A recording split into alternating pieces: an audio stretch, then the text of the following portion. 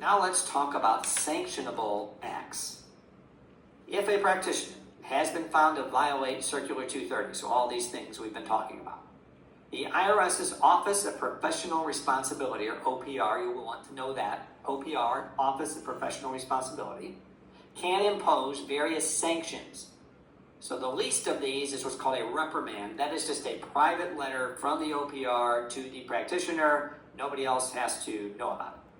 Next is a censure. That is a public reprimand, and the practitioner's name will be published in the Internal Revenue Bulletin, or IRB. That is published every week. It contains lots of things. We'll talk more about it in a later video. But one of the things it contains is the name of all the practitioners who have been sanctioned, including those who get a censure.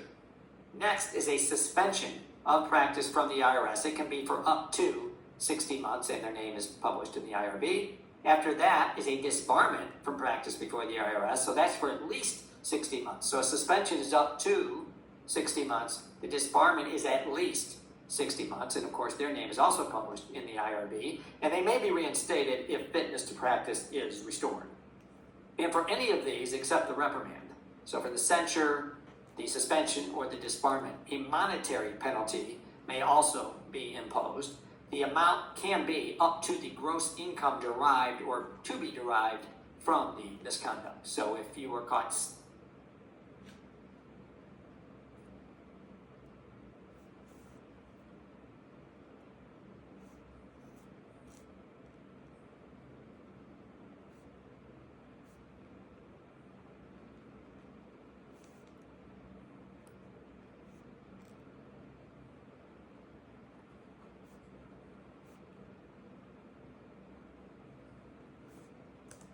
stealing money, the fine can be up to the amount that was stolen. Or if you were getting fees for doing something that was incorrect, it can be the amount of the fees that you collected or were going to collect.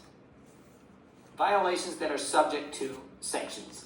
If the practitioner is shown to be incompetent or disreputable, if the practitioner fails to comply with the regulations of Circular 230, except for the best practices, you should do the best practices, but you cannot be sanctioned for not doing the best practices. Or with the intent to defraud, the practitioner willfully and knowingly misleads or threatens a client or prospective client. So any of these things can lead to a sanction. So what is incompetence and disreputable conduct? We've got several slides to discuss this. First, conviction of any criminal offense under the federal tax laws. Conviction of any criminal offense involving dishonesty or breach of trust. Conviction of any felony under federal or state law where the conduct involved renders the practitioner unfit to practice. Giving false or misleading information to the Department of Treasury. Solicitation of clients in violation of Circular 230 or the use of false or misleading representations, or intimating the ability to improperly obtain special consideration from the IRS. So you can't say, hey, look, I know the people at the IRS and I can get you a good deal because of my relationship with them. That is not allowed. Willfully failing to file a federal tax return or evading or attempting to evade federal tax. Willfully assisting someone else to violate federal tax law or evade federal taxes. Misappropriating funds received from a client for the purpose of paying taxes or other obligations due to the United States.